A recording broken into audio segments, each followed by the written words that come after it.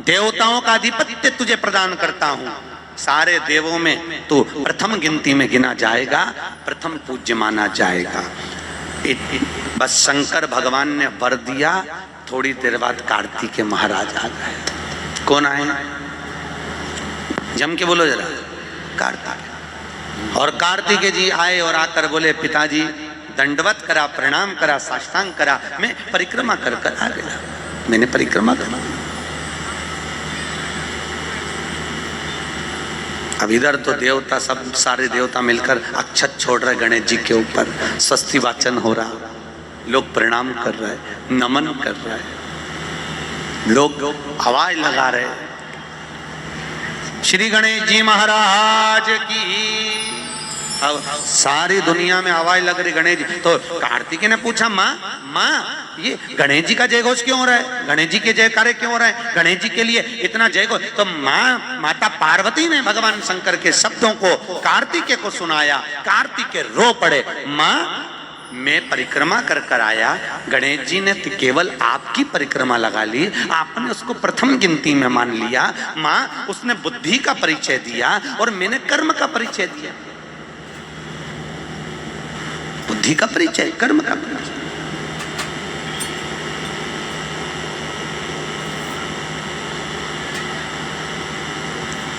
मैंने कर्म कर दिया। महाराज व्यक्ति को उसके भाग्य का मिलता है कि कर्म का मिलता है? जल्दी बोलो।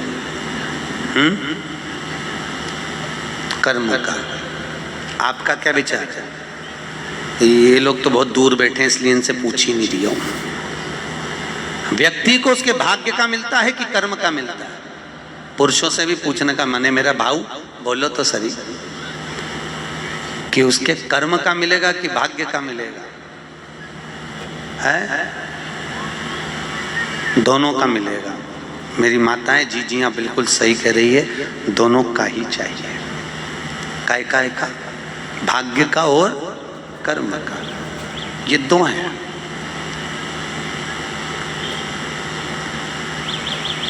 बैंक में एक लॉकर होता है, उस लॉकर में लोग अपनी रकम रखते हैं। बोलो तो सही है गलत? रखते हैं कि नहीं रखते? अपनी चेन, अंगूठी, मोबाइल, पर्स सब लॉकर के अंदर रखते हैं। बैंक में लॉकर होता है, लॉकर में रखने के बाद में लॉकर की दो चाबी होती है। कितनी चाबी लॉकर की? दो। एक चाबी तुम्हारे पास, एक चाबी मैनेजर के पास। तुम्हारी चाबी कितनी भी लगा लो, जब तक मैनेजर की चाबी नहीं लगेगी तब तक वो लॉकर, अरे बोलो जम के, नहीं खुलेगी। और बैंक का मैनेजर कितनी भी चाबी लगा ले, लॉकर खुलेगा क्या? नहीं, तुम्हारी चाबी लगना जरूरी है। उसी तरह तुम्हारी चाबी है कर्म की चाबी, तुम कितनी भी घुमा लो पर वो ताला नहीं खुल सकता जब तक मैनेजर मेरा शंकर अपनी भाग्य की चाबी घुमा कर नहीं जाए। इसलिए तुम कर्म करो, भाग्य की चाबी मेरा भोलेनाथ घुमाएगा, और कब क्या दे जाए तुम्हें मालूम ही नहीं पड़ पाएगा। इसलिए चाबी दोनों होना चाहिए, एक भाग्य की, एक कर्म की। दो चाबी होंगी लॉकर खुलेगा, अगर एक चाबी लगी तो लॉकर नहीं खुलेगा। चाबी। अब गणेश जी महाराज को भगवान कार्तिकेय महाराज बोल रहे हैं, माँ मैं कर्म करने गया था, मैं परिक्रमा करने गया था, और यहाँ गणेश जी महाराज को तुमने प्रथम गिनती में बना दिया। माँ ये क्या हुआ? माता पार्वती को गुस्सा तो बहुत आया, क्रोध भी आया। माँ पार्वती की आंख में अश्रु भी भर गए महाराज, आंसू है माता पार्वती के नयन अश्रु।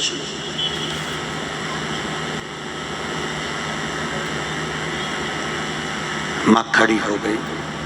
माता पार्वती ने आज खड़े होकर भगवान भोलेनाथ जी से निवेदन करा, आपने अपनी जिंदगी की ये गलती कर दी। क्या गलती? शंकर भगवान पूछ रहे हैं, कौन सी गलती? तुमने गणेश जी को प्रथम गिनती में बना दिया, कार्तिकेय भी तो गया था। अगर कुछ थोड़ा सा आशीर्वाद रखना था तो कार्तिकेय के लिए रखना था, पर तुमने केवल गणेश को प्रथम गिनती में बनाया है, ये तुम्हारी गलती है। तो गणेश जी ने परिक्रमा भी तो करी है। माता पार्वती खड़े होकर शंकर भगवान से बोली, भोलेनाथ मैंने अपनी जिंदगी में आपसे कभी कुछ नहीं मांगा, पर आज तुम्हारी ये पार्वती तुमसे एक वर चाहती है। शंकर भगवान ने कहा, मांग, तुझे क्या चाहिए? पार्वती कहती है, आज के बाद तुम्हारी कभी पूर्ण परिक्रमा ना लगे, आज के बाद तुम्हारी कभी पूर्ण प्रदक्षिणा ना हो, पूर्ण नहीं होना चाहिए। कौन ने मांगा?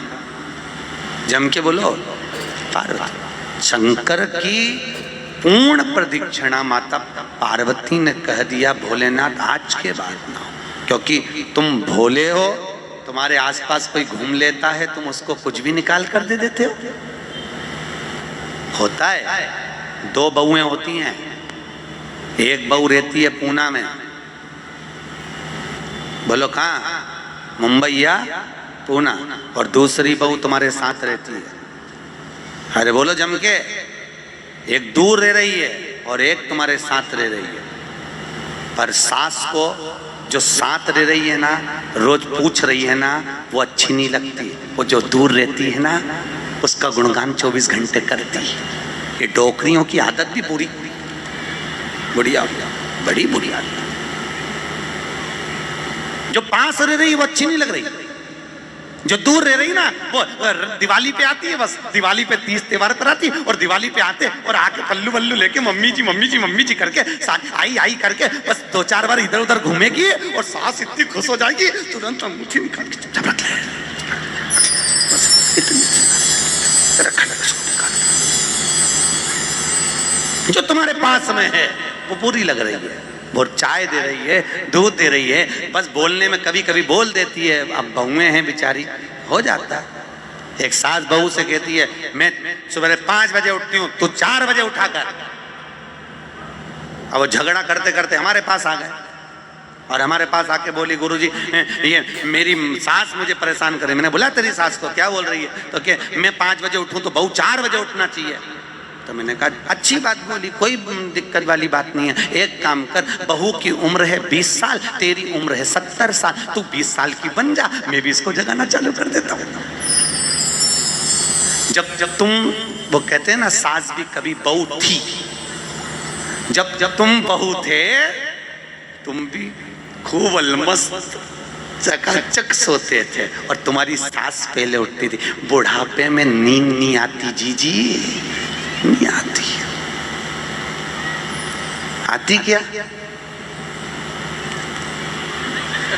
अरे बोलो तो, आती बुढ़ापे में नहीं। मनुष्य की उम्र, गधा की उम्र, कुत्ता की उम्र और उल्लू की उम्र बराबर थी। किस किस की?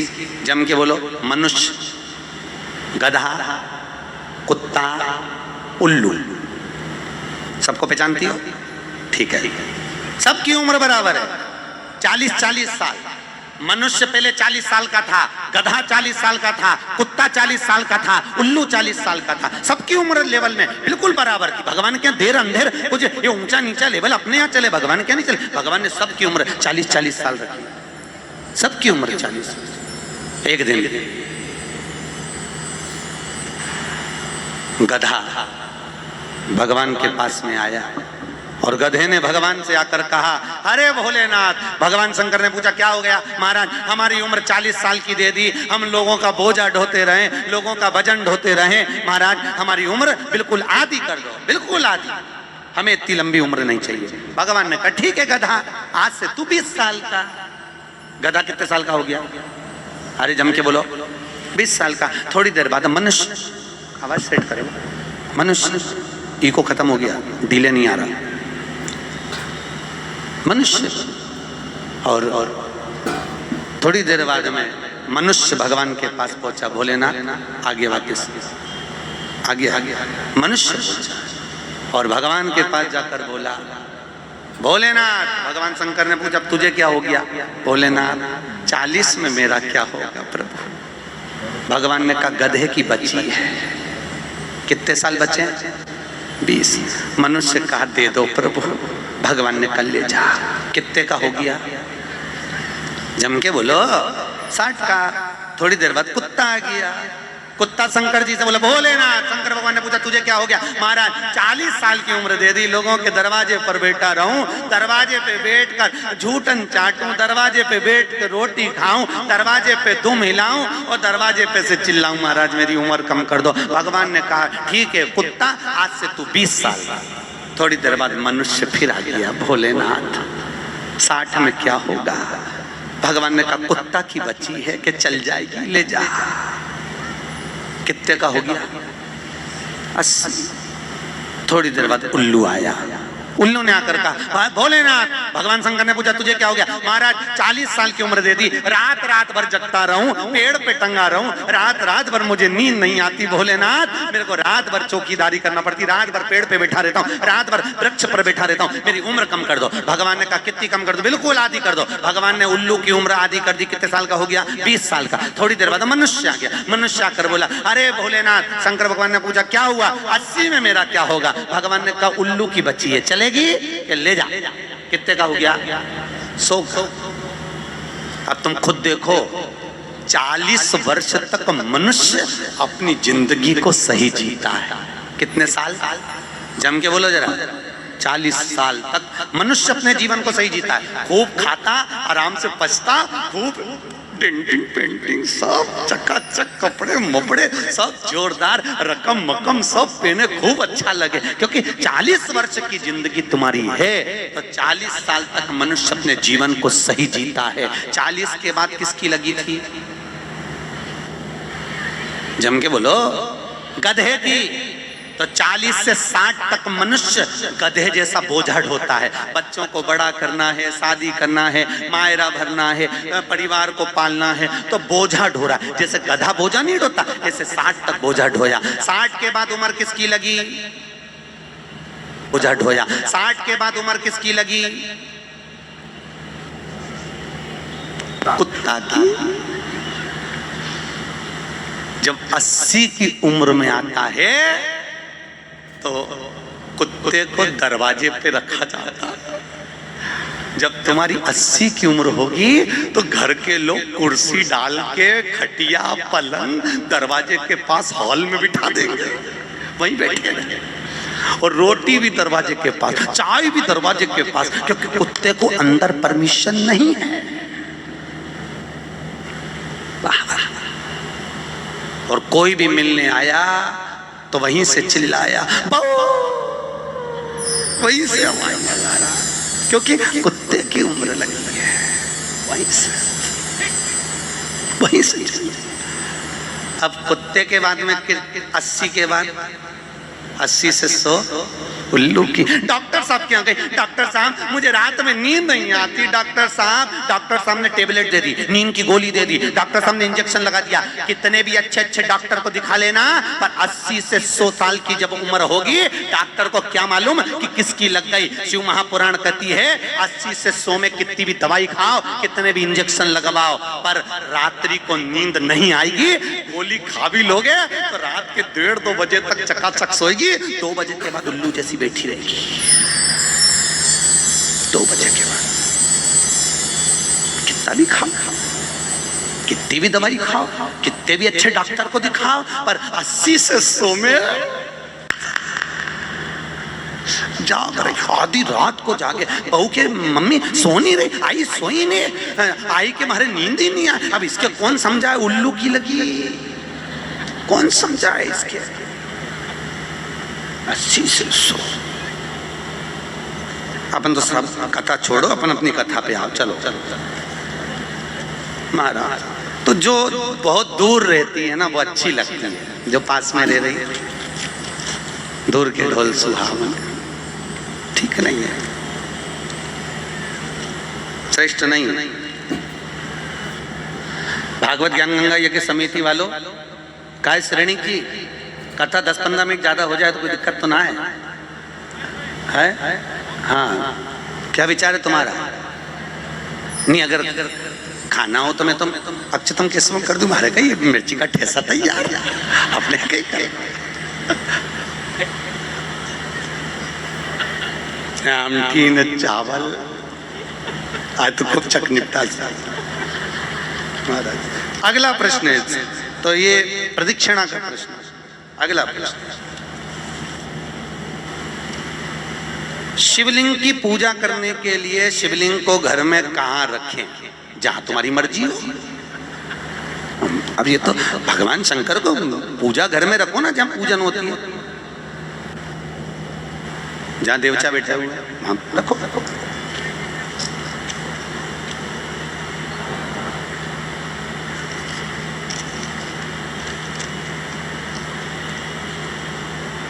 पीपल के पेड़ को सोमवती अमावस्या के दिन 108 फेरी क्यों लगाई जाती है?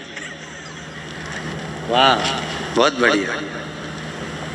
हमने तो नहीं की लगाओ, अब तुम्हारा मन है 108 लगाने का। याद रखना, पीपल के वृक्ष की परिक्रमा करने से वैभव बढ़ता है, आंवले के वृक्ष की परिक्रमा करने से लक्ष्मी बढ़ती है। याद रखिए, तुलसी की परिक्रमा करने से सौभाग्य बढ़ता है। अब 108 मन का लगाओ, चाहे 208 लगाओ, 216 लगाओ, ये आपके ऊपर है।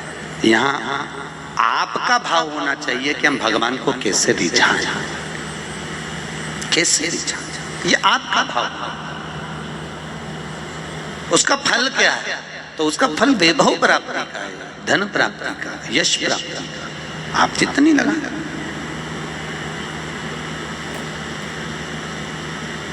ऋषभदेव जी के पुत्र श्री भरत जी महाराज अपनी योनि से छूटे तो हिरण की योनि में गए।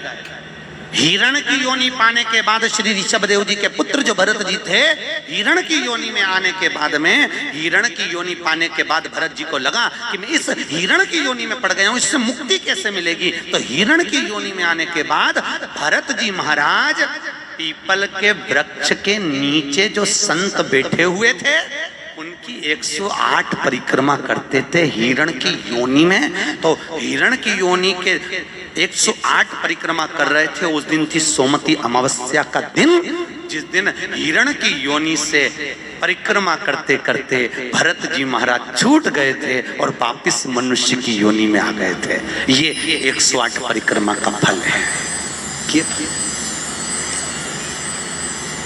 ऋषभ जी के पुत्र हिरण की योनि से छूटकर परमात्मा की भक्ति को मनुष्य देह मिल गई। शायद हो सकता है हम मानव की देह में हैं और मनुष्य की देह में आकर अगर हम भगवान की 108 परिक्रमा लगाते हैं, हम भगवान का भजन करते हैं, 108 परिक्रमा के अंतर्गत हम डूबे रहते हैं, तो हो सकता है मनुष्य की योनि से छूटकर हम देव योनि में चले जाए, भगवान की परास प्राप्त हो जाए। माँ तो शास्त्र कह रहा है, अंजना माता गौतम बाबा से कहने पर शंकर की आराधना कर रही है।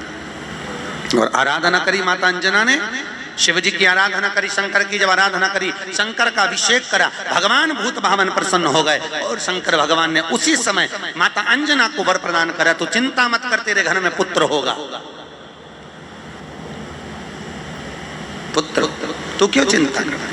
भगवान शंकर जब भी देते हैं छप्पर भाग के देते हैं। भगवान कृष्ण के यहाँ कितने बच्चे दिए? 1,77,086। अब अंजना माता के यहाँ भगवान संतान दे रहा है। भगवान अंजना माता के यहाँ हनुमान जी महाराज कितने भाई थे? माता अंजना के गर्भ से जो संतान हुई थी, हनुमान जी महाराज सबके भाई कितने थे? हनुमान जी कितने भाई? अरे बोलो तो सही, हनुमान जी भाई कितने हैं? सगे भाई कितने हैं हनुमान जी महाराज? तो अंजना माता ने जब भगवान शिव की आराधना करी, शंकर की जब आराधना करी, तब भगवान शंकर प्रसन्न हुए। समय बीता, माता अंजना के गर्भ में भगवान शंकर के तेज पुंज को पवन देव ने ले जाकर माता अंजना के गर्भ में स्थापित करा। स्थापित करने के बाद पूर्णिमा के दिन, चैत्री पूर्णिमा के दिन, भगवान अंजना माता के गर्भ से शंकर का ही एक अवतार श्री हनुमान जी महाराज प्रकट हुए हैं। महाराज श्री हनुमान जी महाराज की। हनुमान जी सगे भाई हैं 6। कितने भाई हैं? 6 सगे भाई। सबसे पहले नंबर हनुमान, फिर गतिमान, केतुमान, धृतिमान, यतिमान। ऐसे हनुमान जी महाराज के 6 भाइयों का क्रम वर्णन किया गया है। कितने भाई हैं? 6। हनुमान जी महाराज का एक भाई है जिसका नाम है गतिमान। क्या नाम है? गतिमान। और जिसके यहाँ पर फैक्ट्री हो, किसी भी तरह की फैक्ट्री हो, चाहे वो नट बोल्ट की हो, पानी की हो, किसी भी तरह की फैक्ट्री हो, अगर फैक्ट्री में जरा सी भी तकलीफ आती है तो हनुमान जी महाराज के उल्टा पांव, लेफ्ट पांव के नीचे का सिंदूर लाकर गतिमान का नाम लेकर अगर फैक्ट्री पर स्वस्तिक बना दिया जाता है तो वो फैक्ट्री धड़ाके से चलना चालू हो जाती है, कभी खराब नहीं होती, कभी परेशान नहीं करती। महाराज गतिमान हनुमान जी के 3 नंबर का भाई, गतिमान का नाम है। ये जो राजनेता होते हैं ना, जब चुनाव लड़ने के लिए जाते हैं और उन्हें विजय प्राप्त करना है तो विजय पाने के लिए वो एक ही काम करते हैं। हनुमान जी के 3 नंबर का भाई गतिमान, उस गतिमान के नाम से जो व्यक्ति युद्ध करने के लिए जा रहा है या विजय पाने के लिए जा रहा है, अपने बराबर का लच्छा जानते हो, नाड़ा मोली, उसको नाप कर गतिमान के नाम से लपेट कर हनुमान जी के मंदिर में रख देता है और उस मोली को फिर अपने हाथ पर बांध लेता है तो वो हार नहीं सकता, विजय ही प्राप्त करेगा। गतिमान का इतना प्रभाव है हमारा, चाहे कुछ भी। गतिमान है, वो नीचे नहीं गिरने, उसकी प्रखरता गतिमान। श्री हनुमान जी महाराज का प्रागट्य हुआ, अंजना माता के गर्भ से श्री हनुमान जी महाराज प्रकट हुए। पवन तनय संकट हरन मंगल मूर्त रूप, राम लखन सीता सहित हृदय बसौ सुर भूप। श्री हनुमान जी महाराज प्रकट हुए। देवताओं ने पुष्पों की वृष्टि करी, गंधर्व गान करे, अप्सरा नृत्य करी, चारों तरफ सुख समाहित हुआ। श्री हनुमान जी महाराज की हनुमान जी महाराज प्रकट हुए। प्रबल रावण को मारने में सबसे ज्यादा सहयोग किसने करा था? अरे जम के तो बोलो, हनुमान जी। पूरी पृथ्वी पर सबसे ज्यादा मंदिर किसके हैं? बोलो तो हनुमान के। अपने करमाला में तुम गिनना, अगली बार आऊंगा तो पूछूंगा। अगर अगली बार भागवत ज्ञान गंगा यज्ञ समिति ने मान लो बुलाया तो पूछूंगा आपसे आके कि करमाला में कितने हनुमान जी के मंदिर हैं और राम जी के मंदिर कितने हैं। राम जी के मंदिर अगर 5 होंगे तो हनुमान जी के मंदिर 20 होंगे।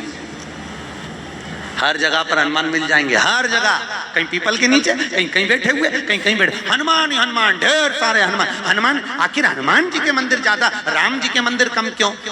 नहीं तो राम के मंदिर ज्यादा होना चाहिए, हनुमान के मंदिर कम होना चाहिए। पर हनुमान के मंदिर ज्यादा इसलिए हुए क्योंकि हनुमान जी ने राम जी की इतनी सेवा करी कि भारत की भूमि पर सेवा पुजा गई, इसलिए हनुमान जी के मंदिर ही मंदिर बन गए। मंदिर तुम्हारे भी बन सकते हैं अगर तुम सही से माता पिता की सेवा करो तो।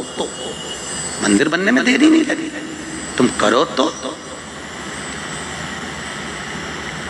मंदिर बन जाए। रावण को मारने में सबसे ज्यादा सहयोग किसका था? अरे बोलो जम के, हनुमान जी का।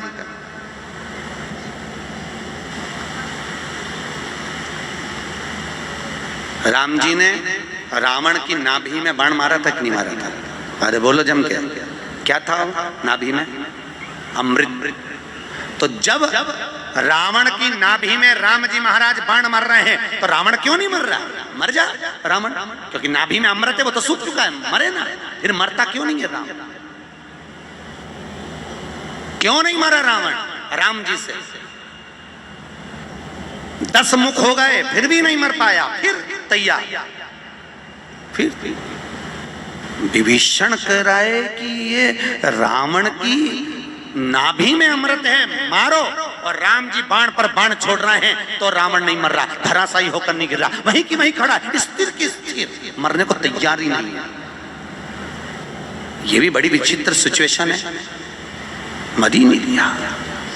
चिंता लग गई हनुमान जी को युद्ध देखते देखते। हनुमान जी महाराज समझ गए जरूर कोई बात है जिससे ये रावण नहीं मर गया। भगवान ने इतने बाण छोड़ दिया नाभि में, विभीषण करे नाभि में मारो, नाभि में ही भगवान मार रहे हैं तो भी नहीं मर रहा।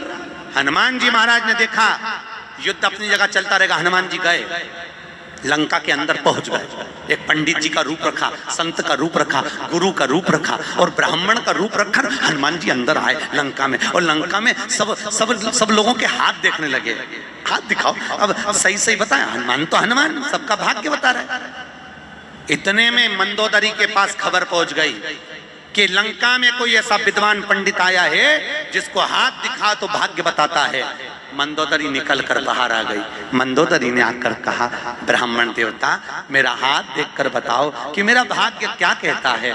इतने में हनुमान जी ब्राह्मण के रूप में थे। हनुमान जी ने कहा, पंडित जी बोले ब्राह्मण के रूप में, हनुमान जी बोले तेरे पति के ऊपर काल मंडरा रहा है और तेरा पति मरने को तत्पर खड़ा है। पर सुन ए स्त्री, तेरा पति इतनी जल्दी नहीं मर सकता क्योंकि तेरे पति के पास जरूर कोई राज की बात है। इतने में मंदोदरी बोली, पंडित जी आपने बिल्कुल सही कहा, एक ऐसी राज की बात है मेरा पति मर ही नहीं सकता। हनुमान जी तुरंत बोले, वो राज की बात या तो मैं जानता हूं या तू जानती है। इतने में मंदोदरी बोली, पंडित जी बिल्कुल सही बात है, जब मेरे पति रावण ने तप करा था, ब्रह्मा जी से वर मांगा था, तो ब्रह्मा जी ने कहा मांग तुझे क्या चाहिए, तो रावण ने कहा कि मैं अमर हो जाऊं, तो ब्रह्मा जी ने कहा ऐसा नहीं हो सकता, तो रावण ने कहा मेरी नाभि में अमृत दे दो, रावण को अमृत दे दिया। तब रावण ने कहा इतने में संतुष्टि नहीं होगी, एक बार और दीजिए, मुझे एक ऐसा बाण दो जिस बाण के लगने से नाभि में अमृत सूखे और मैं मरूं। मंदोदरी ने कहा मेरा पति जब तप कर कर आया था उसको ब्रह्मा जी ने एक बाण दिया था, वो बाण मेरे पति ने मुझे लाकर दिया था। उस बाण को मैंने जहां मैं शयन कक्ष में सोती हूँ उस कमरे में मैंने दीवार के अंदर एक खंबे में चुनवा दिया है, सीमेंट से पक्का करवा दिया, वो किसी को मिलेगा ही नहीं। हनुमान जी अपने असली स्वरूप में आए, दीवार तोड़ी और बाण निकाला, राम जी को दिया, राम जी से कहा अब मारो, और जो बाण लगा तब जाकर वो रावण मरा, तब जाकर मरा, नहीं तो राम जी बाण मारते रहते, रावण चकाचक खड़ा रहता हंसता हंसता। वो तो राम और हनुमान।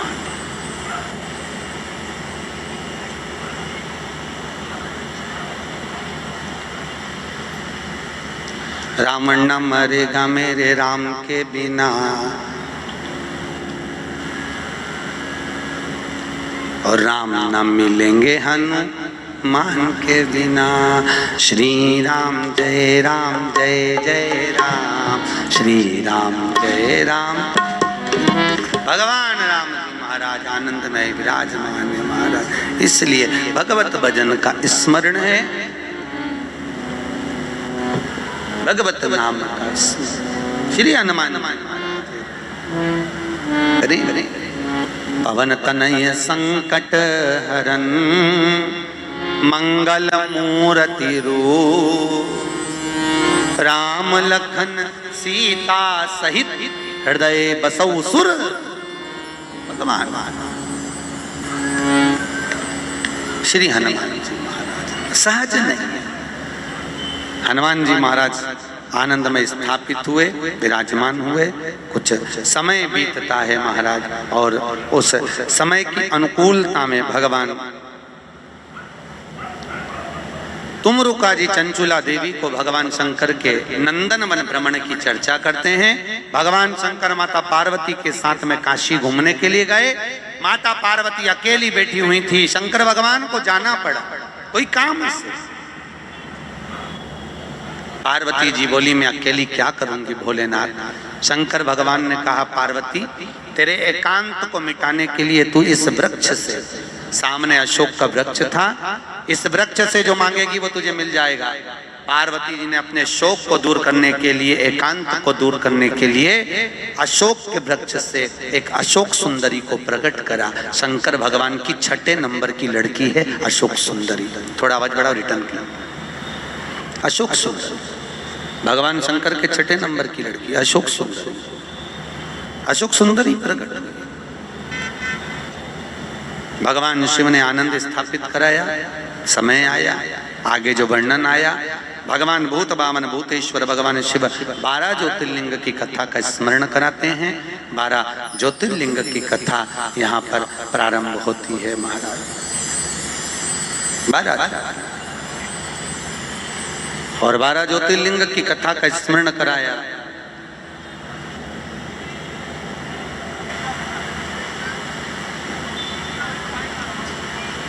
मुख्य यजमान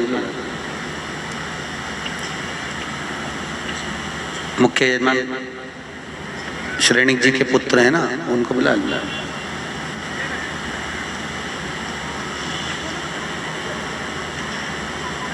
दस मिनट श्रेणिक जी, जो मुख्य यजमान है रोज पूजन में बैठे हैं, आपके पुत्र और बहू, उनको 5 मिनट 10 मिनट के लिए बुला दो, जोड़े से बिठा दो उनको सामने।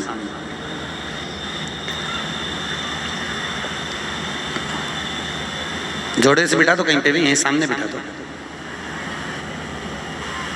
भगवान 12 ज्योतिर्लिंग की कथा का स्मरण कराते हैं महाराज। श्री तुमरुका जी चंचुला देवी से कहते हैं, चंचुला ये 12 ज्योतिर्लिंग की कथा है जो अखंड सौभाग्य को देने वाली है, लक्ष्मी की वृद्धि करने वाली है, सुख समृद्धि देने वाली है, कार्य में उन्नति देने वाली है, उत्तम फल की प्राप्ति कराने वाली है, वंश की वृद्धि कराने वाली है और हर कार्य में सफलता प्रदान करने वाली 12 ज्योतिर्लिंग की कथा है महाराज। चंचुला देवी कहती है महाराज वो 12 ज्योतिर्लिंग की कथा हमें श्रवण कराएं। भगवान शंकर ने अपनी जटा में से बेलपत्र को निकालकर अपने हाथ में रखा है और हाथ में बेलपत्र लेकर भगवान शंकर 12 ज्योतिर्लिंग की कथा का रसस्वादन ग्रहण करते हैं। प्रथम एक बार चंद्रदेव को अपनी काया का अभिमान हुआ, काया के अभिमान से चंद्रदेव बड़े प्रखर हुए और अपनी केवल एक धर्म पत्नी रोहिणी पर ध्यान देते थे, बाकी की पत्नियों पर ध्यान नहीं दिया। सारी धर्म पत्नियों ने जाकर दक्ष प्रजापति से विनती करी। दक्ष ने चंद्रदेव को समझाया, चंद्रदेव तुम मान जाओ, अपनी काया का अहंकार ना करो। चंद्र मानने को तैयार नहीं, रोहिणी पर आसक्ति ज्यादा थी।